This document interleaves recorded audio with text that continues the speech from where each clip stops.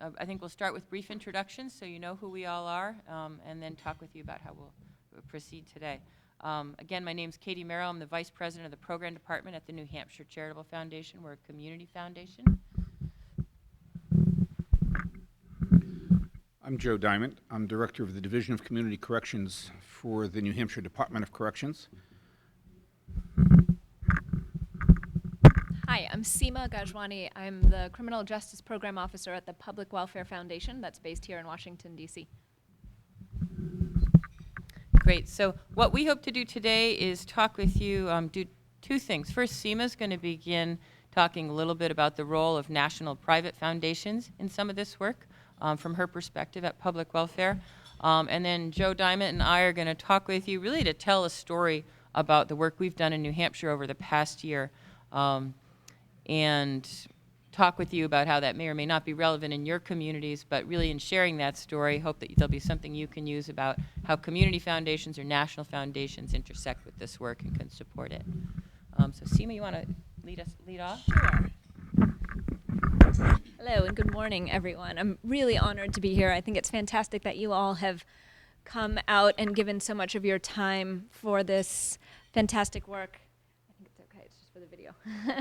If anybody can't hear me, please let me know. I can raise my voice. Can you hear me back there?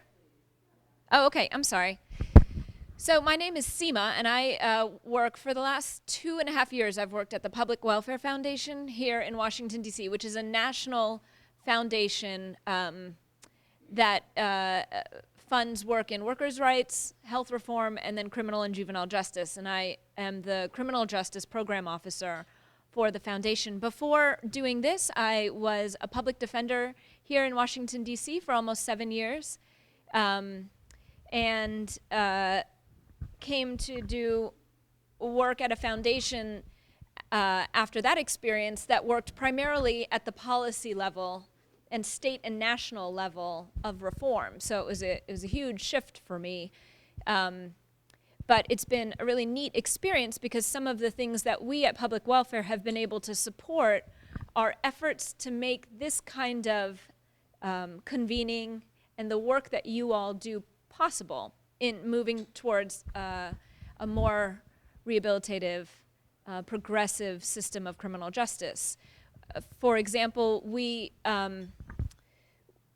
funded the Council of State Governments Justice Center before BJA gave them the grant to be the National Reentry Resource Center, knowing that they were likely to be the recipients of that grant, but also knowing that folks like you are going to be receiving money.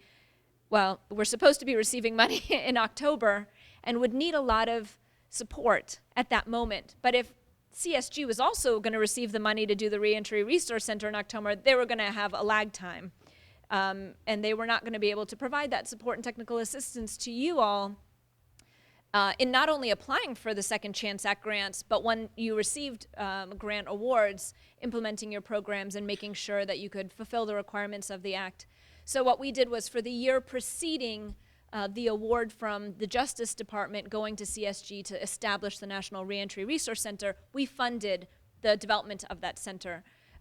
Other national foundations like the Pew Charitable Trust, the Open Society Institute, and the Ford Foundation in small part have funded the Council of State Governments and other nonprofit criminal justice organizations to do the extraordinary work in justice reinvestment that has started to penetrate the country and start to move different justice systems away from the tough on crime, punitive, incarcerative philosophy and start having them think a little bit more about how to address the hundreds of thousands of people that were coming out of prison into communities and the things that those folks faced when they came out. So those foundations at a national level, I think, were critically important in helping through funding people like the Council of State Governments and other nonprofit organizations start these efforts, but mainly because they were able to tap into the great work that you all do on the ground and have been doing for years on the ground. Unfortunately, there are very few national foundations that fund criminal justice work. And those that do, while we do have a ton of money, it's a drop in the ocean of money that is needed to actually do the work that you all do. And so I think for the most part, the national foundations have, as a strategic matter, decided that funding organizations like the Council of State Governments and statewide, more really nationwide policy work, getting the Second Chance Act passed, getting it funded appropriately, making sure the National Reentry Resource Center is established, having justice reinvestment work in different states. All of that work has, I think, been underwritten by these foundations, which is important. Of course, all of us do this work because of the work that you all do and are inspired by the work on the ground. Just like as a public defender, I was inspired by my client contact and the work that I could do for my clients and their families on behalf of folks who are typically underrepresented and marginalized. So it gives me pains to not be able to fund the direct service works that you all do. But I want you to know that we very much are doing what we do in order to help support your work. And I'm here at this event over the last couple of days because I'm just thrilled that you all are here. I think that might be enough on the national stuff. Okay. Do you have anything else you wanted to add at that level, or? I would just say that as a representative of community foundations, I had the good fortune to be involved in the meetings of the national funders Seema was talking about last fall as they prepared for supporting the Justice Center to ultimately, potentially support the work that you're all doing. And it was just very impressive, the commitment and the level at which they were working with the Justice Center to build the infrastructure. So it's just sort of unseen to all of you and normally to us as well, but incredible amount of work and hugely important in laying the groundwork for moving this effort forward so that you all could do the work that you're doing with the kind of technical assistance that's being provided. So I was very impressed by it. Do we want to take questions on national foundations now, or do you want to move with the New Hampshire story and do it at the end? I think we could do it either way. Up to you. Does anybody have questions? Do folks have questions right now for Seema about national foundations? Thank you. And I too am very appreciative of the work that some of the national foundations have done, kind of pushing the policy. But I am kind of curious about the lack of support on the ground, and the lack of really, I think a lot of providers I've heard, just talking to folks even here, these dollars are very important, but foundation money really provides flexibility to do things sometimes that you can't do with government dollars, and there just seems to be a lack of interest in helping to support programs kind of on the ground, and I know it's kind of a choice in terms of what to do with with scarce resources. But what I am hearing is this is really a bottom-up as much as a top-down kind of effort. And if these efforts can't show results, and if you can't, have the kind of program capacity on the ground, administrative capacity, those kinds of things to really make this stuff work, it's really hard to, as someone who's operating a program, it's very difficult. You can't, and I've approached foundations, and you just get, oh, we don't fund direct service, which is just mystifying to me. So what can we do to get national foundations interested in direct service? I've heard great programs here, and I'm wondering if national foundations would consider some small effort even to support the grantees who this is a competitive, very competitive process. So you have some really good grantees here.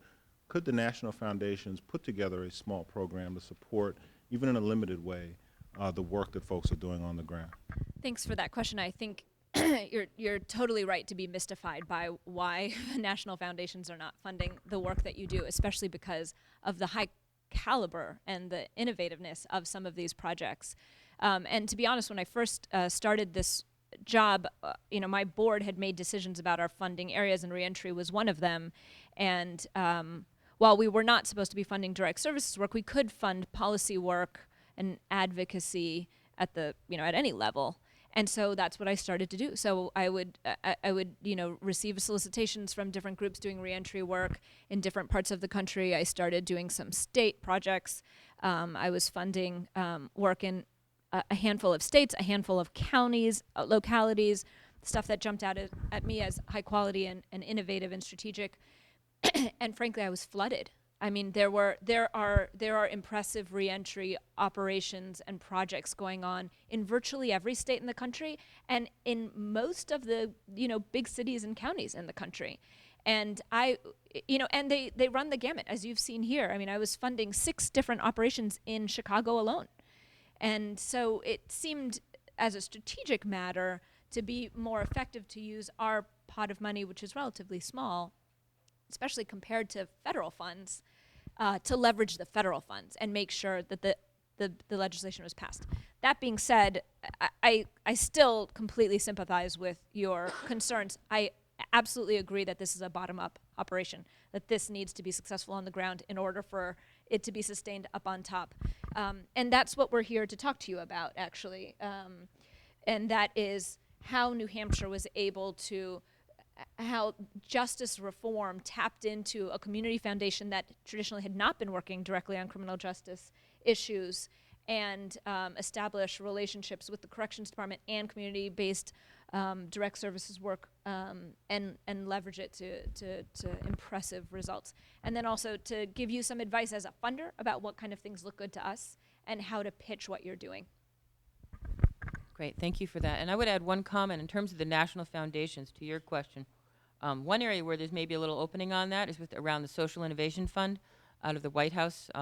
For that effort, the new federal funding stream for grants to bring proven social programs to scale, which the feds are requiring a match at an intermediary level and again at the local level. National foundations are stepping up, and in fact, I believe the First Lady is announcing some of that today at the White House this afternoon, where national foundations have stepped up to provide some of that intermediary match, and that's all going to direct services. So that's actually a new model, and that would be really interesting to watch. There's no reason this kind of work couldn't be part of those programs that are being brought to scale if there are programs that are proven, evidence-based, and ready for that step. And if they're not, that's a challenge to all of us here in this room because we need to get there if we're not there yet. So that is a place where you might be able to engage with national funders around funding direct services. So let's talk about New Hampshire. Joe and I are really excited about what's happened in our state and have worked over the past year together with many other leaders to get us there. And it's really kind of a cool story, probably only to folks in this room. I don't know if everybody would be as excited about this story as we are, and you all, I hope, will find it interesting, but we're happy to talk with you about it. I was going to talk to you from the Community Foundation perspective, and basically in telling the story, as Joe and I were talking earlier, some of this may be applicable in your community, some of it may not. But in hearing the story, you may find ways you can use a piece of it and bring it home and look for ways to build it out or some version of this work where you are. So I wanted to talk with you about why the Charitable Foundation in New Hampshire got involved in this work, what we did, what our role has been, and the value that I think that added. And then end with talking about in what ways are we unusual, and you may not be able to replicate it, but in what ways are we just a regular community foundation, and you may find hooks where you can plug into your community foundation or a similar group in your area around this. And then Joe's going to follow up talking about the story from the point of view of the Department of Corrections and the state agencies and the sort of really unusual and quite close partnership that we've had together. And then we'll take questions at the end. Does that sound good? Is that where we're headed? So the New Hampshire Charitable Foundation, we're a community foundation. Basically, community foundations bridge donors in the community with needs in the community and good nonprofits. We have assets of about $400 million. We grant out about $30 million a year. More than half of that donor advised, driven by our donors' wishes. Some of that through open applications around different kinds of grant programs. We do engage in public policy work. Not all community foundations do, but more and more that is the trend in the field. And we do that in New Hampshire. We call it our civic leadership work. We have a vice president for civic leadership at the foundation. He and I work closely together on these issues. And that might be, we have senior staff who serve on state commissions. I, for example, serve on an interbranch justice council that's chaired by our chief justice. Representing the foundation has a seat on that council. And that's just one example. We do that in a number of areas, on energy, on an ethics commission, on substance abuse. We have a joint commission on substance abuse where we serve. We also just fund advocacy on issues. We fund nonprofits to do advocacy. We fund policy research. And we also bring together community partners or state leaders around certain issues. It's sort of a convening role is another way we move those issues. So those are just some examples of how we do this, what we call civic leadership work, and we're a community foundations more and more are heading in that direction. Corrections as an issue has actually been on our radar at the foundation for a long time. And it's been something we funded at a low level. And I would say the reason is our mission is to improve the quality of life in the communities we serve. So first and foremost, public safety has a huge effect on the quality of life, obviously. So it's right there, front and center, for us as an important issue in terms of our mission. Secondly, corrections in New Hampshire, corrections spending is the third largest cost driver in our state budget. So the third largest. So huge factor in terms of driving out resources for other critical community needs. That's part of our mission, is to address those urgent community needs. So when we look at community well-being, not just public safety, but the ability of the state and communities to meet those needs, corrections spending is a big factor. Lastly, we as a foundation, we are very interested in substance abuse. Our largest fund is around reducing the harm from substance abuse. With the prevalence of addiction in the population involved in the justice system, there's obviously an overlap there, and that brings us to that arena. So that's sort of why we've had corrections on our radar. So we at a very low level have funded community conversations around this, a citizens commission to address how our court system was working, a conference on mental illness in the Justice Center, research on corrections trends and costs in New Hampshire, that kind of a thing for a number of years. This past year, we changed from shifting to a low-level focus like that to deep investment of staff and resources, and that's what we'll talk about today, how that happened, how that transpired. And the main thing is we saw it as, I think it's been a theme discussed at this conference, it was a moment in time in terms of opportunity for our state. Nationally, that's the case, but also very clear to us that in New Hampshire, there was a chance to do something. And the things that brought us to that moment. First, there had been consensus building in the state for some time around the need to try to do business differently. And that was in the form of the Citizens Commission report that I just talked about on the courts, how the courts could do their work differently. A legislative committee on alternative sentencing, research studies talking about our costs. For about 6 years now, those reports have been coming out. Recommendations were being made. There was consensus building, but also no sense of how to take that first action step. And no one right there ready to do it. But there was that base building was the first piece. Secondly, increasing costs, increasing recidivism, and decreasing resources. A recession was actually a time of opportunity. I think you all get that. Increasing the pressure and also driving more people to the table to discuss it with an openness to looking at, are there better ways to do this work? So those factors, I guess the last factor, critically important, was that to us, pushed us over to it's time to invest now, was the availability of federal funds to do some work up front. If you could do work differently to bring your costs down as a state, there were actually federal funds on the table now through ERA, the Recovery Act, and through Second Chance, if you were lucky enough to get a grant, that would give you that bridge. We knew in New Hampshire, a very conservative, frugal government in general over time, we were not going to get an investment up front to do that. But here was the one time we saw where, in addition to the groundwork had been laid, the feds were there with some funds that would help with that bridge. So we said, this is the time. So that's, at the foundation, that's why we're here. And we decided to invest both staff time and resources. So what's happened in New Hampshire, I guess I should share the basics of the story, and Joe will talk more about it. But we have just, 2 weeks ago, the Senate just passed the final concurrence passing landmark reforms to, in legislation supported by both minority and majority leadership for how we use our resources in terms of focusing them on higher risk offenders, sentencing in terms of time served and keeping people in prison beyond their minimum sentence and under what circumstances that will and won't happen, making sure that every offender has supervision when they come out of prison, giving parole officers a little more flexibility to provide immediate and swifter sanctions, working with county jail officials around it, those kinds of things. And in that bill, the intent, stated legislative intent, to reinvest savings from these efforts into community treatment to support services to this population, to people coming out of prison. Incredibly far-reaching reforms with really strong bipartisan support from the governor's office, from the 9 sponsors of the bill, 4 Republicans, 5 Democrats, including the leader of both houses, both legislative houses, the minority leadership, the minority leader representation on our Criminal Justice and Finance Committee. So very strong support. And our Attorney General chairing the group, the work group that did the work on the legislation, working with the Justice Center. In addition, we have the work with Second Chance going on, led by Joe out of the Department of Corrections, and also our Attorney General's office, who is the grant recipient.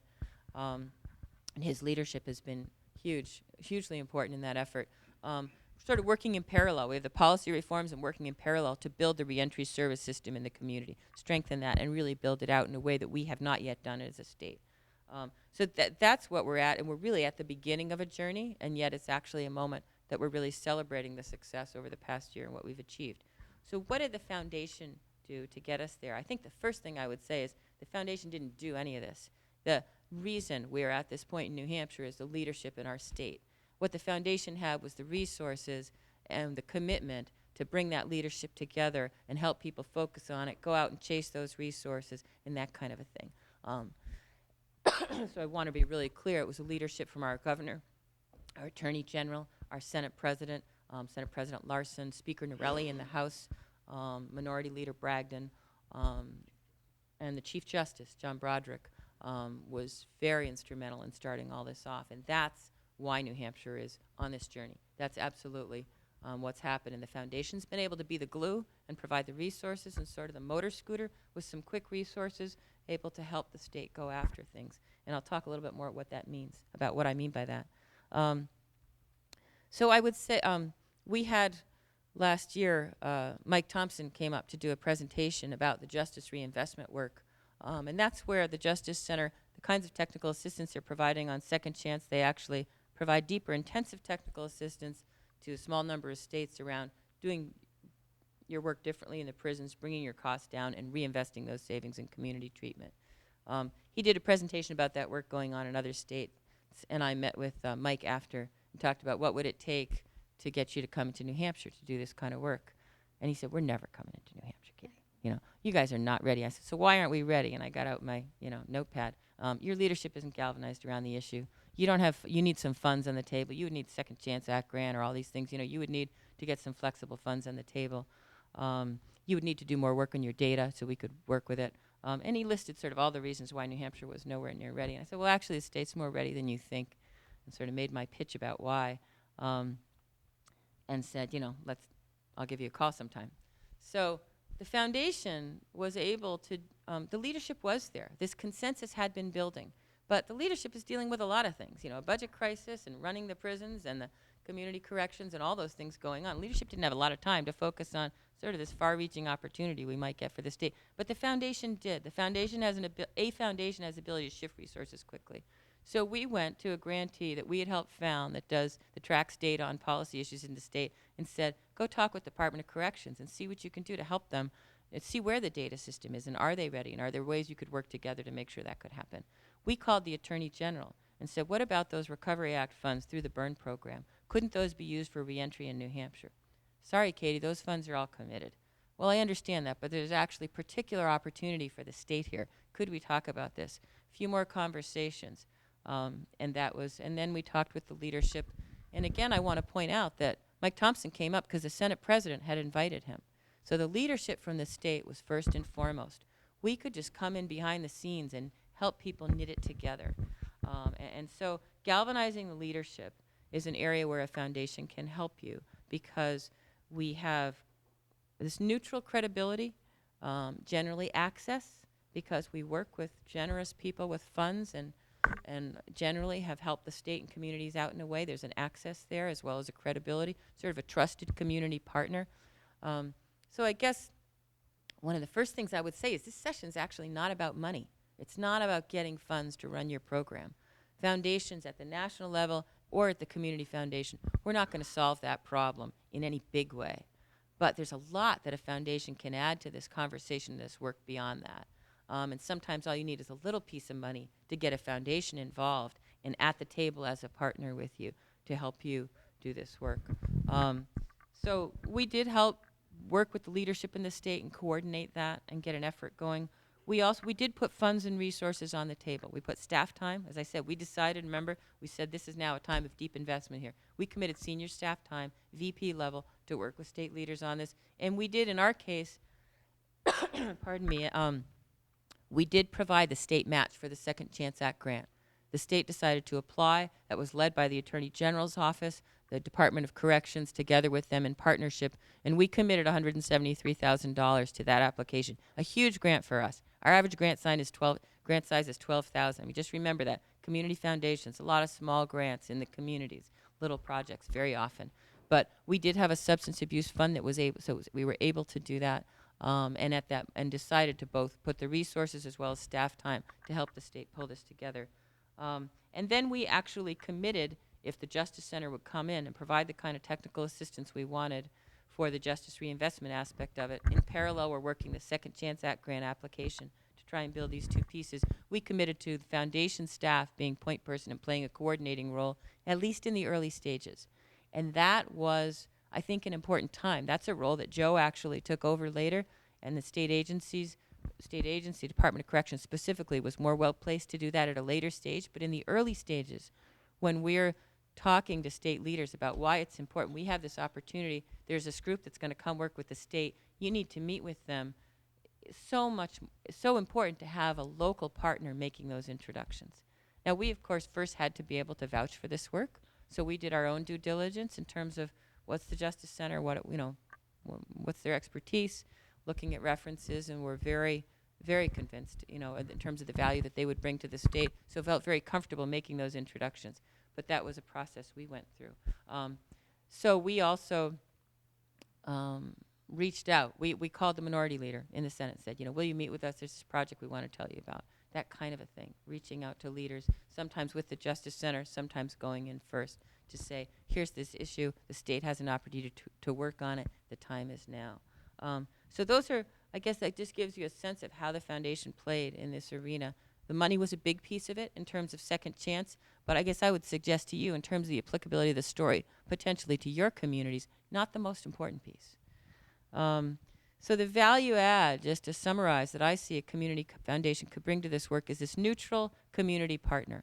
The credibility and influence and access. To have them at your table, to have them on your team, can really give you another way to build relationships in the state, to get access, to get attention to the issue.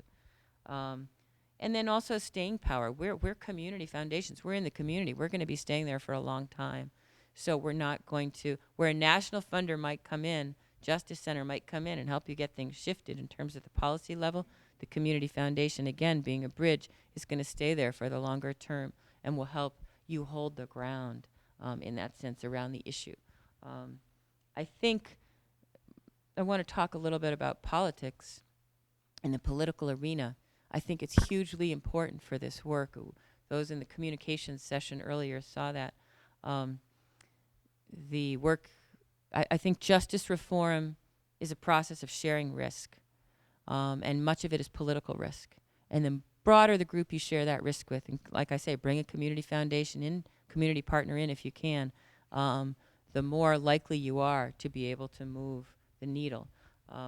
And in the political arena, if these kinds of reforms or this work, if you're in a reentry program specifically or mentoring, if that program and that area of service is owned by a single political party, you're dead in the water when the votes change.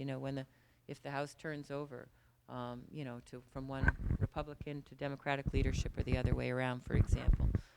So really important to have a neutral partner with access and credibility at the top leadership level to make those overtures, to make sure everybody's at the table but no one party is out front, for example, so that it is a shared initiative. And that's something I spent a lot of time on behalf of the foundation. So what that looks like is the day before we launched with corrections and the Attorney General and the Justice Center and the national funders. We didn't have a quote in the press release by any Republican leader, by any minority leader, and there wasn't a speaking role at the press conference planned for a minority leader. I got on the phone that night watching my son's soccer game, standing there on the sidelines with some of the minority leadership, and said, this project was based on a bipartisan request from our state, led by our governor, chief justice, and attorney general, absolutely, but bipartisan was a requirement on it. This effort is too important to the state, this moment in time. It is too important of an opportunity to let any single party take ownership of this. Put a stake in the ground for your party and come help us lead this work. Who else could have done that? No one from any single political party could have made a call like that. The governor's office couldn't make a call like that because they're all working in the political arena every day and all the things they're pushing and moving and agendas and all that. A community partner that's neutral can help you do that. Community Foundation isn't the only kind of community partner that can do that, but it is in our case. That's how we engaged. So that was an important role, I think, where a community partner can be helpful to you. That's just an example. I think lastly and less important, there are areas where we've brought volunteer leaders, and was talking with Joe this morning, a friend of the foundation, a donor for some other work, is a business leader who's very interested in, do these guys have jobs when they come out? And can I help you with that? And he's not going to employ them, but he's someone who we can bring a CEO group together. He can talk with them about the importance of employing this population, CEO to CEO. So that's just, again, another kind of access. It's not funding. It's really just relationships. Again, it's relationships, but where a community foundation's been engaged. So that's, I think, how I would summarize the value of what the New Hampshire Charitable Foundation has brought to the effort in New Hampshire, the reason we feel like it's been so important and we were willing to engage. And I will tell you, there are risks to this work for anyone doing this work. I mean, like I said, it's a process of sharing risk.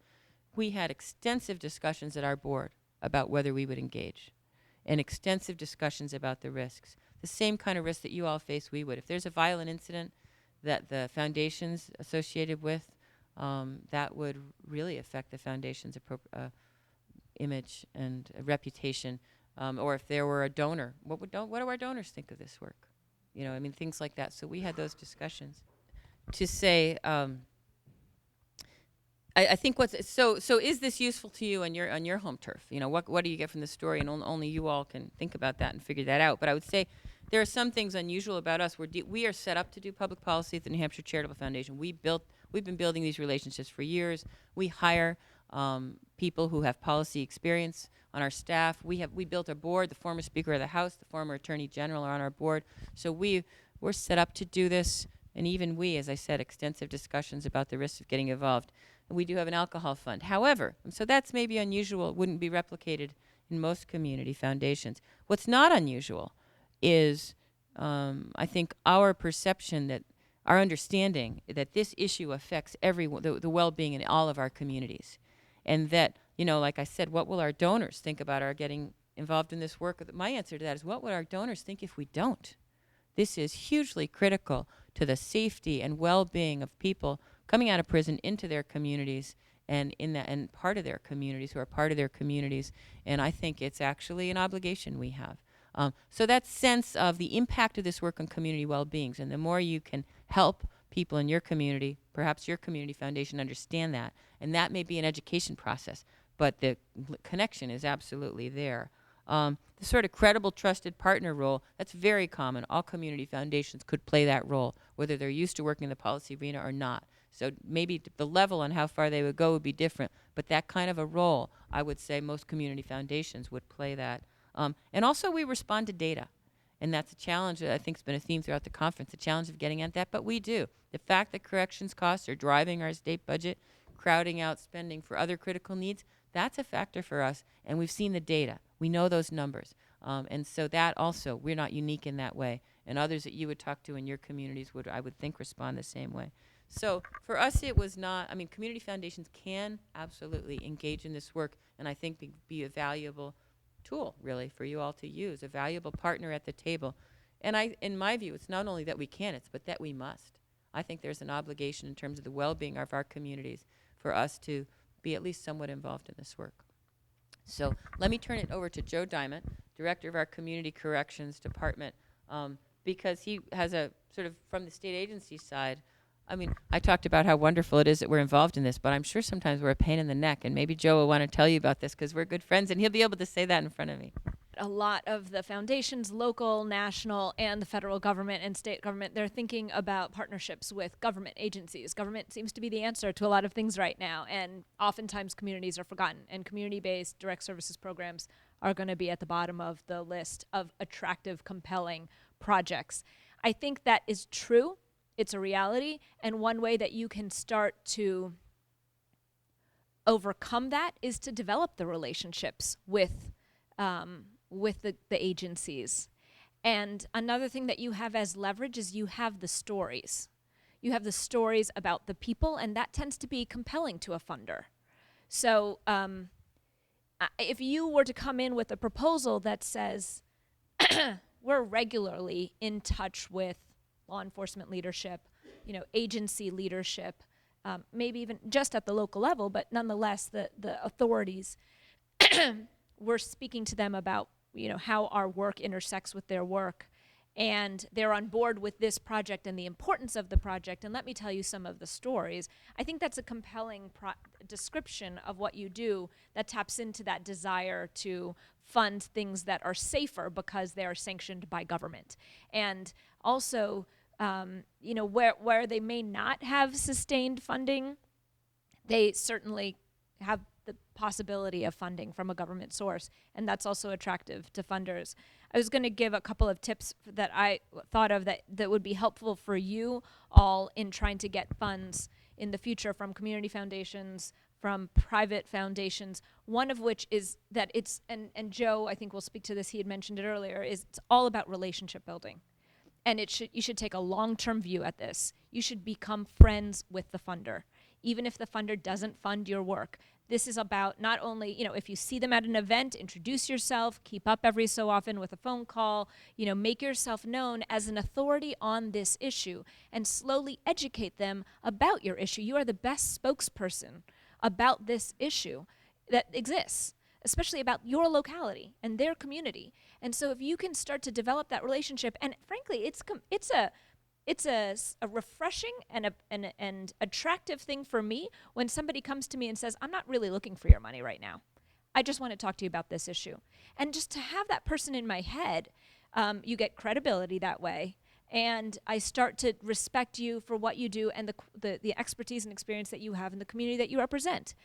And so if, it's 5 years down the line, you have to also remember foundations have to move money. Like, we have to get money out the door. And so we're looking for interesting, innovative ideas. Oftentimes right now, that is linked up with evidence-based practices and data. It's linked up with some government partnership. And you should keep that in mind and steer how you spin your work in that direction. But also know that it's really about relationships, and you should take a long-term view about building those relationships, both with funders and with agency officials, law enforcement, even, victims' rights groups, different players in this world. It's tough, I know, but if you can start to just, introduce yourself, let them know that you represent an important stakeholder in this world, that will start that process. That's great. Really, really good suggestions. And I had one other thing to add to that about that I left out, important piece of the story that I left out for New Hampshire, for our foundation's involvement. At no time in this work did we ever understand that we were pushing any particular agenda. We were trying to get the Justice Center in to bring technical assistance and data to the state. We were trying to get the top state leaders and public safety officials to talk to each other and decide what we should do. We were not the public safety experts or reentry experts. We never would be. And we would never say the state should do X. But we would absolutely say the state better talk about it, and we better look at alternatives. So just be mindful of that. We did not embrace any particular agenda, but absolutely could embrace the community conversation and responsibility to address it. To link, first research what they fund, find out what their core mission is. Maybe it's economic development. In Arkansas, we were down there, I brought in another foundation. We were doing juvenile justice work, but they did economic development. Juvenile justice work is economic development, right? You have jobs programs, there's so many ways you can spin that. So economic development, mental health, substance abuse, there are different things that people, families, women, girls, there are portions of your population that will fit with some of their mission. So first, make sure you know what they are interested in. And then what I would do is use data to say, 35% of people coming back from prison, are doing X, which relates to your core mission and your values. And that's why this is important to you. And I think you have to be credible early on.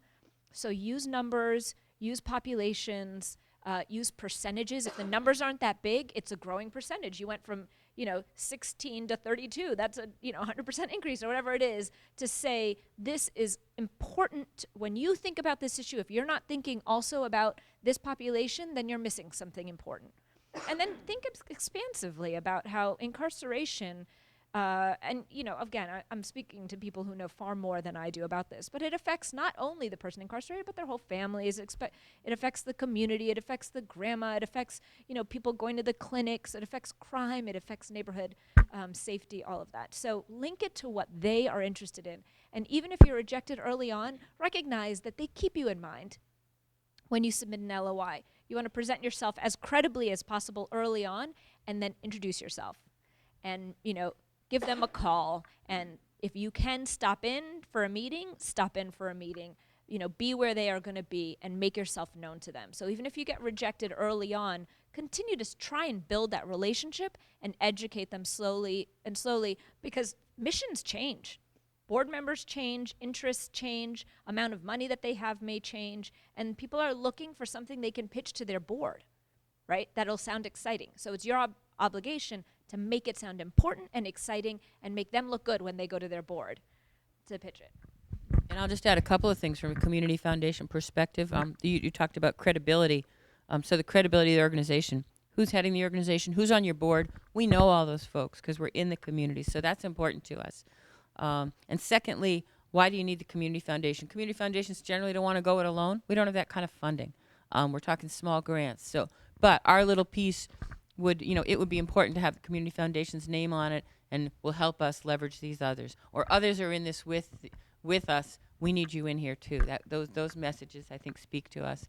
We're going to have more time for questions, but I want to get Joe's perspective on this story and his leadership in terms of let you all hear about his leadership in the Department of Corrections together with our Attorney General's office in New Hampshire to talk a little bit more, and then we'll open it up for more questions after that. All right, thank you. I guess I want to talk to a few things, some of which have been raised either in the questions or in the comments.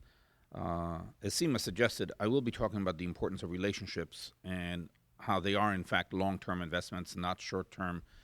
If you're a day trader, this isn't the place to be. This is a long-term process. I also want to talk about the issue of funding direct services. And in the context of the question that was raised about doing things that government doesn't fund, I would argue that one of the things government doesn't fund, or you can't do easily with government money, is in fact advocacy and public policy change, which enables other things to happen. So we can have a conversation about that at some point as well. But I guess I want to point out to you, this workshop is titled Innovative Philanthropy. And if you notice, we don't have a PowerPoint, we don't have all that behind us, because there isn't a science to it per se. There is not a research-based process by which I could say, this is how innovative philanthropy works. So what I will share with you is what I would describe. I'm not a particularly religious man, but I do believe we're somehow got blessed in New Hampshire. Somebody looked over and said, these folks need this to happen. And a few things happened that made a confluence of things, and I think the right people were in the right place to make it happen. So it has to do with relationships. I have been in state service 3 times, and I always leave because I get frustrated with the bureaucracy. But in between that, those stints, I've run nonprofits and direct service organizations for about 25 years. So I know the importance of fundraising. I know fee-for-service issues. I know the issues of keeping a workforce and paying them and taking care of your clients and all that. During all my years in direct service, one of them was a 19-year stretch in one agency, I never asked for money from the community foundation. The New Hampshire Charitable Foundation is our largest community foundation. It is remarkably large for a small state like New Hampshire. But I did have fairly regularly what I called non-agenda lunches with its president. I happened to have met him in a couple of areas. I did exactly what Seema suggested. I introduced myself. He knew I was doing some. And by the way, I now work with adults, as my friends refer to it as I've gone to the dark side. For 30 years, I worked in juvenile justice and with young people. So Lou Feldstein, who is the soon-to-be retired president of this foundation, a remarkable man, had an interest in kids' issues and knew of my interest in it. And we would just get together literally and talk about kids' issues. And I never approached him for money during all that time. You know, he wrote letters of support when I wrote some federal grants, and some were successful and some were not. But it was not about the community foundation necessarily giving money to my program. Clearly, if I needed that specifically, I would have asked, but that wasn't what was going on. What I was doing was building a relationship with a man I respected, trusted, and who I was awed by his strategic vision and his moving the foundation in a particular direction. So that was, you know, just a coincidence, and that he had an interest in kids, I happened to be there, and that we hit it off as friends and colleagues. And then something very special happened that, again, this is the blessing part. An anonymous donor, who I guess it's not anonymous he's not anonymous anymore, but we're not broadcasting the name as well, approached the foundation through a state attorney who happened to, at one point, have been on the foundation's board, and said, I want to do something about substance use, but I really don't know what. So when Lou, the president of the foundation, said, okay, well, this has some potential. I'd like to certainly help this person do something about substance use, and he didn't really know what. He said, let me put about 10 or 12 people together to think about this. I was one of those 10 or 12 people. We met once a month for about 8 months, and we made a recommendation. And at that time, the gift, the initial gift just to get this going was about $1 or $2 million. And I say that, you know, it was a gift to the foundation, not to us as an entity. We recommended not to fund direct service programs because we had no idea how much the gift was going to be eventually. We said, you know, giving out $2,000, $3,000, $5,000, as Katie mentioned, their gifts are $12,000 on average, and that's bigger than it used to be. Doing that is not going to get the leveraging effect that we need in New Hampshire, because government has a responsibility it has been shirking. And I suppose I shouldn't say this on record, but I will. I'm going to quote a former state representative, a woman, Teddy Nardi, who used to say that New Hampshire is a very wealthy state, but it's also a very cheap state. So it does not fund services adequately. We recommended that the board of the Charitable Foundation, with a gift from this donor, whatever size it was going to be, focus on public policy advocacy to leverage state resources and other resources to tackle the substance use problem, because you're going to have a bigger effect than funding 5,000 here, 10,000 there. To our very pleasant surprise, the board approved that. To make a long story short, when this donor actually passed away, the total gift that he left in his estate to the Charitable Foundation for the Substance Use Fund is over $40 million or thereabouts. Some of it is dedicated to an organization that I wound up working for about 5 years on a project I'll share with you in a minute. But it was a huge gift, and that enabled the Charitable Foundation to then actually fund some direct service programming. But it was the leveraging that made that happen. Had they just funded the $5,000 or $10,000 projects, the donor may or may not have given that money anyway. But at some point, a decision was made, it was followed, and again, that's the blessing part. I can't predict what the donor might have done otherwise, but I think we made the right decision. We now have a permanently established entity, which is an advocacy organization in New Hampshire around this issue, which is separate from the direct service programming. That's how a community foundation, and that's how relationships can, with a little bit of luck and some heavenly oversight, can make significant difference. In a small state like New Hampshire, we are very small. You know, $1 million is a lot of money. 30 to 40 million, that's real dollars. The way that plays into our state in terms of relationships as well, Katie was working for a policy research entity for a while. She was insistent on making attention be paid to the issue of women offenders particularly, even though, as I said, the number of women offenders in New Hampshire who are incarcerated is very, very small. The organization I was working for, which was on the substance use side, got some money from the Charitable Foundation to convene a group that started the process that has now materialized into this amazing Senate Bill 500, which has just been passed that Katie referenced. Now, why is that significant? Many of the changes that are in that legislation could have been done by administrative rule, because they're policy changes. The Council of State Governments, the Justice Center, has had them done in other states through rules, but by getting them into legislation as a result of all those people that she mentioned coming together, which was facilitated by this neutral partner. It wasn't a matter of an agency that takes care of offenders when they come out saying, take care of me or do this for my clients. It was a matter of an entity that says, we believe the quality of life in New Hampshire will be enhanced if we deal with the fact that 97% of our people come out of prison, and when they do, we want a better and safer community. Therefore, we want them more viable and more functional and more able to survive in our community. That's a policy level determination. That led to legislation. So while one legislature can't commit the next one financially, so they can't guarantee our continued funding down the road, they can make law that says you will keep offenders on parole violations no longer than this. You could have done that through administrative rules, but we now have it in statute. It says you will be able to keep people in prison beyond their minimum sentence only so far, unless they've committed a new act. All those things are now enshrined in legislation. Now, it's true, the next legislature can undo that if they wish. The odds of that happening are not very great unless we have that sad, horrible event that invariably will happen, and we just have to be prepared for it in a communication strategy. So relationships matter. The fact that I was smiling as Seema was talking about when people come to you and don't ask you for money, you like them. I wish I could say I was brilliant and I knew that when I was doing it. I just happened to like Lou Feldstein, and we had common interests, and it turns out I was doing the brilliant thing without realizing it was so brilliant. But that's what you need to do over time.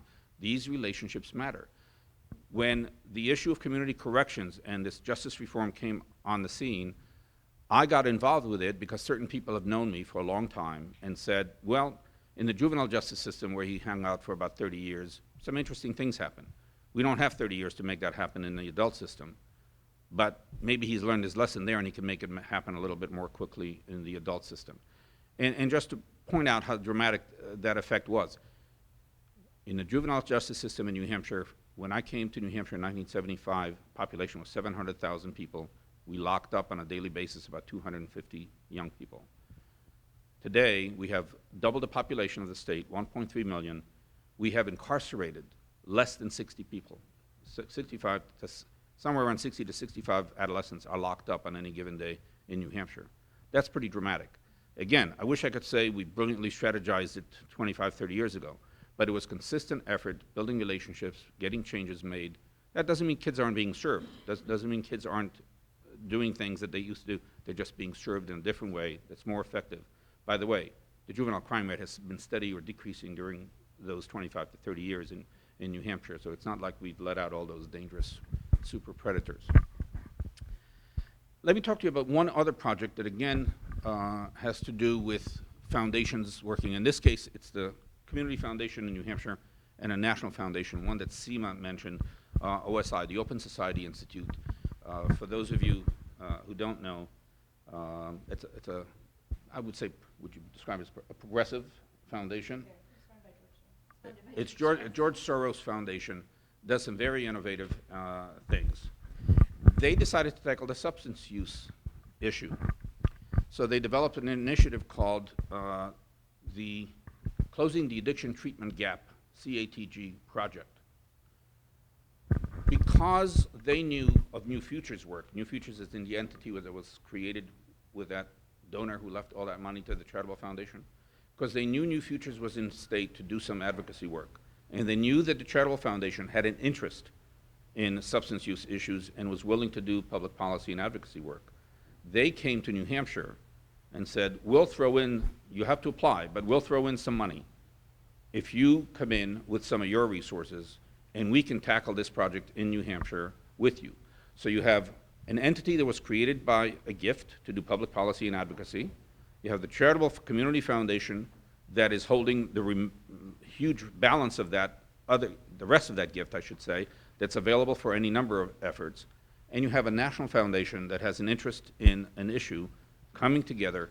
Again, serendipity, whatever you want to call it, it happens to be, it's happening. And that entity, that project, the Closing the Addiction Treatment Gap Project in New Hampshire, it's also operating in about 6 or 7 other localities, not necessarily in the same process. I think we may be one of 2 states that has local matching funds. That project is able to do things that government funds won't allow. In fact, its job is to tackle government. It's to get government to do things that government doesn't want to do by using data, by using analysis, by using convening, by business process improvement issues. All these things can be done with foundation and philanthropy much more readily than with government money. If you recall, I mentioned, I leave state service usually after 4 to 5 years because the frustration level gets so high with the bureaucracy. The swiftness and agility of a foundation, of a community foundation particularly, and a local nonprofit working together, or local advocacy, whether it's a direct service nonprofit or an advocacy nonprofit, allows things to happen much more quickly. But the fundamental public policy change does happen, again, in a small state like New Hampshire at the state level mostly. I recognize that some of you come from areas where counties or cities are bigger, sometimes in landmass, but certainly in population than we are. But our changes occur at the state level. That's what drives public policy in our state. So when we get all the people that Katie mentioned, of both parties and all branches of government, to come together and say, this is important, we're going to do this, and we're going to encode it in legislation, that's pretty dramatic change. That's not change that could have happened without all those players at the table. In my biased opinion, and I do get right now the $173,000 that Katie mentioned is a match on the Second Chance Act grant. But if we had not a penny from the foundation, I would still be relying and dependent upon them for some of their convening and credibility work. Because regardless of Lou's personal politics, and I happen to know what it is because we've been friends for 30 years, he can approach the most conservative member of New Hampshire's legislature and speak to him on policy matters as a credible person, regardless of where they think he might be personally on any particular issue. And because he has members of his board, as Katie mentioned, who add to that credibility. Because he can't sit in this board meeting and just say, things are going to go this way because I want them to. That board is going to do its work, and that board's relationships matter, because that board then has credibility in the community. So I want to sort of wrap my part of it by suggesting to you that direct service is vital, especially if you're in the direct service business. I understand that. But you've heard about applied research. Well, I would argue that what we need is applied strategic thinking. In other words, not just academic exercises for their own purpose and research that just happens to be a nice dissertation that goes somewhere, on a shelf somewhere, but applied strategic thinking. I mentioned it at the session I was just in a little while ago about housing, that as long as we do client-focused housing, we'll help individual clients occasionally, but if we really want housing issues as they relate to reentering offenders to be dealt with and addressed, if we have the people at the state level that we happen to be fortunate in New Hampshire to have, all agreeing that reducing recidivism is pivotal, because that's the biggest driver, and most of our recidivism is a result of technical violations, then if I say, if you want me to reduce recidivism by the percentage that you want me to, you've got to help me on the housing issue. So that those same principals who agreed on the goal of recidivism reduction and justice reform are going to help me strategize how to tackle the housing issue, if that in fact becomes one of the priorities among the population that we're serving. So that's applied strategic thinking is vital. Client-based thinking is where most of us who grew up in the social service system come from. That's our passion. We care about that. It's a tough transition to make, but in the foundation world and in the social change world, social justice world, we've got to have applied strategic thinking. End the New Hampshire story by saying, really, we're at the beginning of the journey. I mean, as much as we've put into this, and Joe's work at the Department of Corrections and all the state leaders and the foundation to get this legislation passed, to bring Second Chance in, we're at the beginning. I think what we've won is the chance to do a lot of really hard work. It's now in legislation. Now how do we make it real, and how do we make it functioning, and the kinds of work you all are doing with the second chance work you're all beginning on. So it's an exciting time, it's a challenging time, and we have a lot of strong partners and leadership to do it with. We utilize a professional grant writer, but she basically says that we need to work locally and that it is just going to be almost impossible. Even though we have this grant and we've been doing this work since '94, and actually there's people in this room from Rochester that have been doing this work before then. So how do we get on the radar screen someplace? I guess it's like the earlier question. And our trick is going to be, we're always asked to think long term, but are we going to be around in 5 years to get the fruits of that long-term relationship building? That's the question, really. And you have to worry about day-to-day making ends meet, paying your staff, and that's a struggle that I know you've had for years in the past and will continue to have. I think that you want to probably start from a position of strength and not desperation when you approach funders. And I don't know if you would have the ability to do this, but if you are a direct service provider, or for the most part you work directly with community members, if you can think of a way that you can also be engaged on policy, then you can always ask for funding for that work. And even if you're in upstate New York and you want to be attractive to a national funder or a state funder or a New York City funder, to start to pivot and say, we're doing this reentry work, it gives us access to know how things are implemented on the ground. We have direct contact with the people directly affected, so we're in a better position to know about policy, to speak to policy. Then you can present yourself as doing policy advocacy, and that's how oftentimes you'd have to. And I think also what you can think about is how you can interact with your agency officials that makes you valuable to them, and pitch that as being a partnership with funders. I mean, when we're a relatively progressive foundation, and when I'm about to fund a government project, I look for the community-based direct service provider for advice about how things are going down. I'd love to see partnerships between the two entities, because I know that it's an effective check on both sides. So you can present yourself that way as well. And I would just add, use what you've got right now. It was an incredibly competitive selection process for Second Chance. You all were chosen. So you've got some there. You've got national technical assistance. You've got federal funding.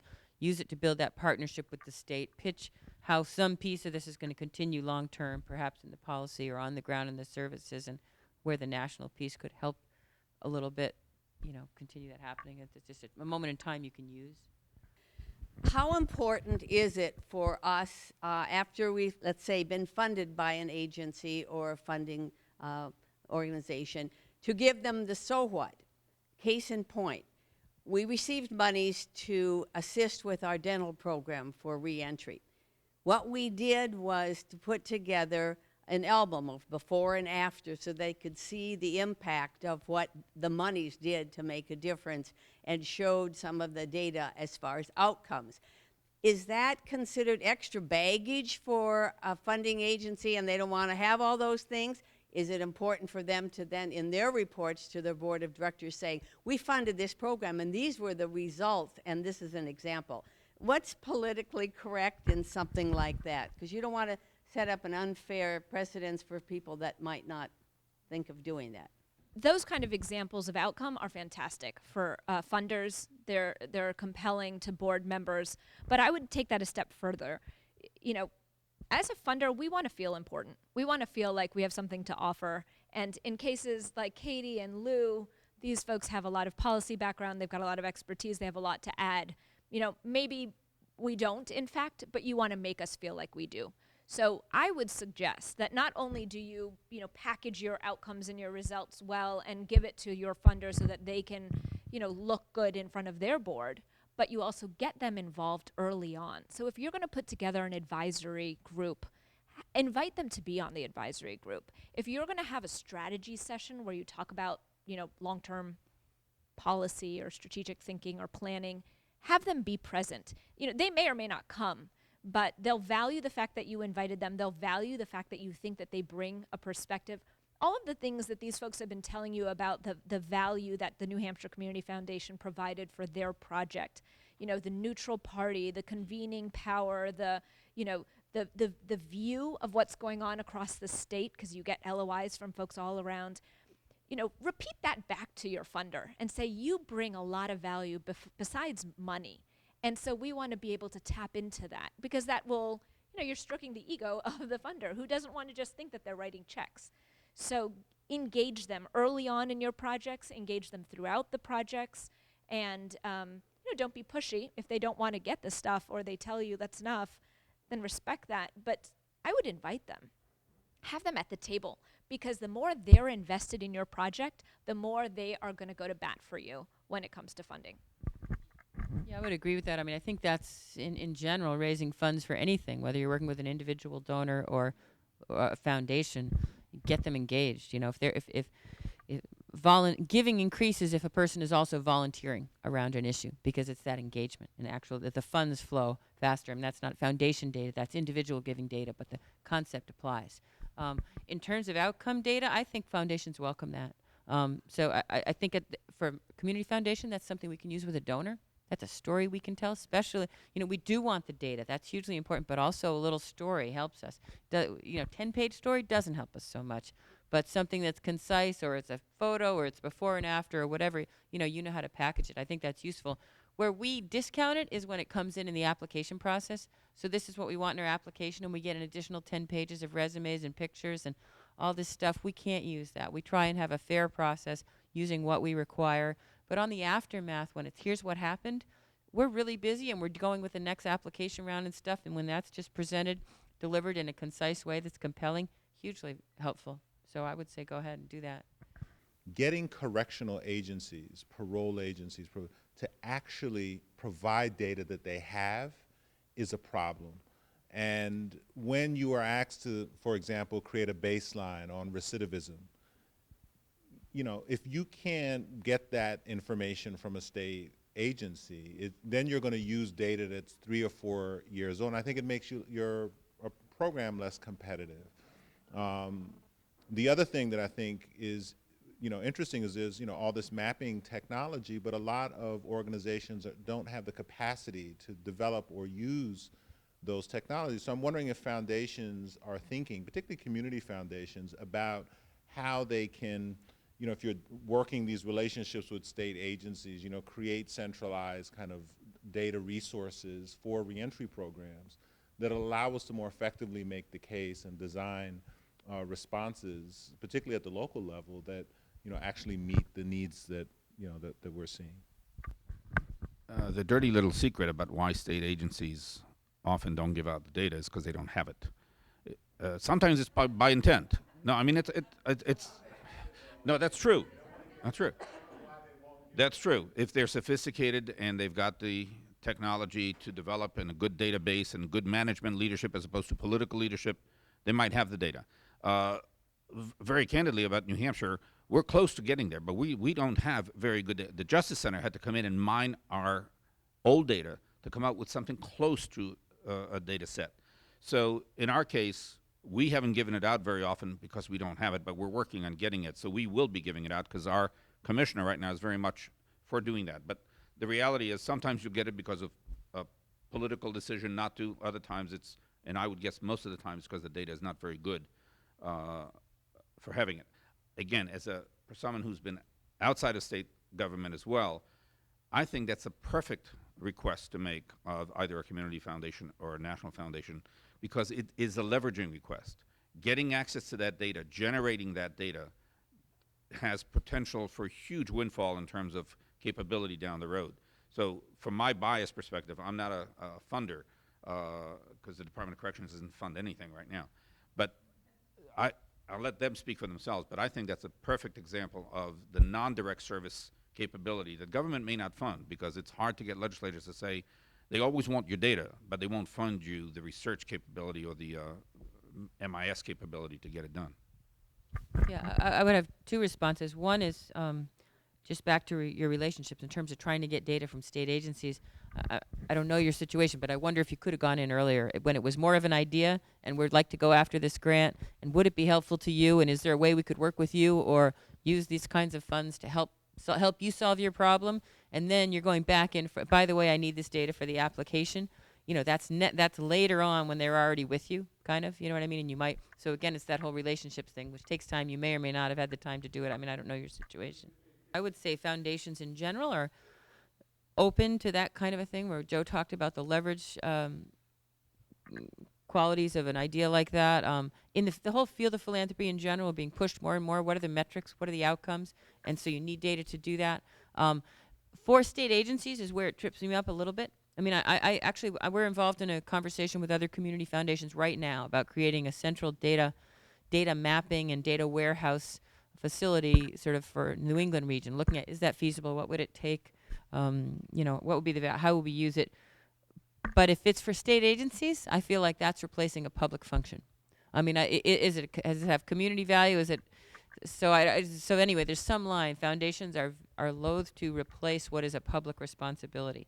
I mean, I would say maybe we'd come in on part of it and maybe you get the feds to help out with that or something. You know what I mean? So that we draw lines there that you may not sense, where we try to make sure we don't replace public funding.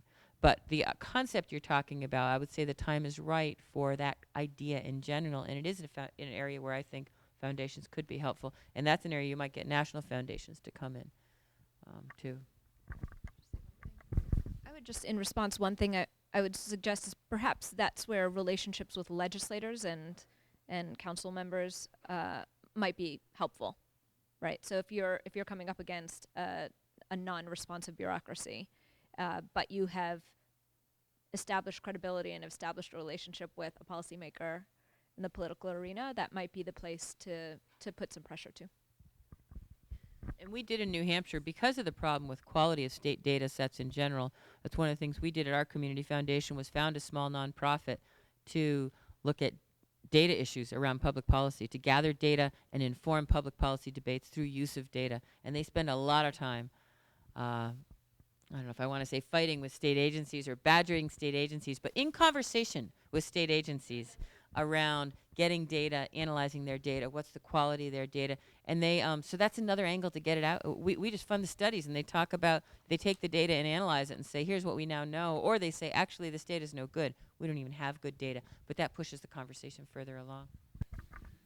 Two comments that perhaps you'll comment on around this conversation. One is about the increasing activism in foundations to be engaged in the projects after they're funded and during their funding, in the degree to which you want to be reported to, because it's changed dramatically over the years. You know, when I was in North Carolina, you know, back in my 20s and when I was raising money, it was make the pitch, get the check, send us the report, and that stopped a long time ago. But I think there's a need for funders and fundees to be clear about what reporting is necessary and helpful. So that's the first kind. And the second one is around this issue of collaboration. And we saw in Michigan a tremendous benefit from the foundations collaborating amongst themselves on these issues. And so as opposed to going to one funder and suggesting, you know, a larger grant, we could go to an association of foundations, and perhaps everybody could chip in a smaller amount. But it was taken one step further by the governor's office of foundation liaison that Governor Granholm formed, that was a very helpful forum for this kind of discussion. And that was to go beyond the collaboration amongst foundations and actually create a formal collaboration with the government, because foundations expressed a great deal of frustration that they'd fund seed programs and the government wouldn't pick them up. And they put together a collaborative that Karen Altrichisen, who was the foundation liaison, formed. And in the opening dialogue, one of the things that the government agency said, and I was one of these folks, was if you would talk to us before you decided who you'd fund, we would tell you not to fund them because we can't support them, because we have histories with them. And so maybe perhaps a little comment on those points. Great question. First, in terms of after the grant, what do foundations want? certainly you should talk to the foundation. It varies. But I think in this work, I mean, just to bring it to the here and now around corrections work, we definitely want to be involved. I know, speaking for the New Hampshire Charitable Foundation, we want to know what's going on. There's risks associated with this, public risks, that could affect our reputation and credibility. So we actually really need to know what's going on with the ground. Plus, we took a pretty strong leadership role. We decided to invest more deeply. So if the project fails, that's actually really critical. It's not a little grant we made. We actually put our name on it as well as our funds on it. That's what we brought to the table, like we talked a little earlier before you came in. So, and I think that's actually an important question because Joe may want to comment on the Department of Corrections feelings about that. I mean, we're in their face. We're in their world. And one of the things Joe's colleague Bill McGonigal, the assistant commissioner, said, we decided at Corrections to open the door. We're letting everybody in because he said, we actually can't do this alone. Now, what he didn't say is it's a pain in the neck, but I bet it is sometimes. I'm sure it is. There's decisions that Joe's making, and we're on the phone, and we want to know what he's going to do and why he's going to do it. So the level of the project, the intensity investment would drive what that's going to be. But in this area, it may be, in this area of work, it may be an area where a foundation does want more information, more involvement. That said, that's exactly where we started earlier in this conversation. That's what's valuable to you, is actually having the foundation at the table and using that more. So it's not necessarily, it can be used from both sides. And I'll let pass on to Joe and Seema in a minute. I'll just speak to your collaboration. There's more and more collaboration, foundations working together, and more with the government. The Obama administration in particular has been very proactive. Seema and I were at meetings with Attorney General Holder and in Joe Biden's office around how can foundations work together. More and more we're doing it, but we're also talking about it as we do it because how much is too much? If we don't, as Joe spoke to what foundation money and foundations can do that government can't. So, you got to be careful about that relationship. So those lines are there so you keep that independence that private foundations, community foundations, and private foundations can have and things they can move. If you're too close with government, it's hard to hold them accountable. So it's a conversation that people should be having and talking about. How close is close enough to get more impact and leverage, and how close is too close so you're suddenly too friendly that you can't say, what the heck are you doing? And somebody should be looking at that funding work to address, Katie referenced the foundation being periodically a pain in the neck. I would reference a different part of my anatomy where they cause pain. But it's a welcome kick when I get it, because there's need for that positive tension. First, because I trust where it's coming from, and they're pushing us and pushing me, which leads me to push a bit harder. Because as progressive or radical or change-oriented as I might be when I was not in state government or in an advocacy entity, by accepting that position, I have a certain kind of moderation that has to take place by virtue of my position. Having that external pressure is actually very, very useful and very positive. So I've never said, no, don't call me again, because I welcome those calls, and they create pressure, and there's a little bit of pain somewhere every once in a while, because I have to think about doing things and how to get them done, which is a little trickier when you're inside than when you're outside. As far as continuing on after the funding, one of the projects that the Charitable Foundation funded that I directed before coming back to state service was called the Adolescent Treatment Initiative. It was a 5-year project to do some innovative stuff in terms of adolescent substance use treatment. There's things we did great in, things we didn't do so great in, and that's part of the learning. But the main benefit of that project, and I hate to say this, is not the kids we served, because we served a bunch of kids and they're doing better as a result of it. But the main benefit is that we demonstrated the introduction of evidence-based practices into a system and into organizations, how it's done, what the failings are, so that legacy stays for a long time. And the Charitable Foundation's officer, who's responsible for the Substance Use Fund, knows all that. He was intimately involved, and he continues to focus on that in his work down the road. So the relationship stays even when the project is gone. That 5 years is gone, the money is gone for that entity, but both entities, New Futures, where I worked, has an interest in substance use capability in the state, and the Charitable Foundation does. So the relationship, if you do the right strategic work and you think of it strategically, even though we provided direct services, the issue was about systems change evidence-based practices, getting the best outcomes you can for the least amount of money, all those kinds of changes. The last comment, just to underscore my thing about sometimes agencies just don't have it. Before I took this job, I chaired the Governor's Commission on Substance Use in New Hampshire. And we're supposed to issue an annual report to the governor and legislature about substance use issues and data. Well, getting that data from state agencies as the head of the Governor's Commission was difficult, very difficult. One time I actually had to go to the governor and say, would you please send out an email, memo on your signature, because mine's not cutting it. So it's not just about the nonprofit or the community-based agencies. They really are either don't have it or they don't think of it in the same data sets, but you've got to push for it because... Well, we've got to change that structure. Yeah, absolutely. We can't do evidence-based work. Absolutely. if we don't- I totally agree. I'm not saying it as an excuse. All I'm saying is keep fighting because it's not just your agency. That's right.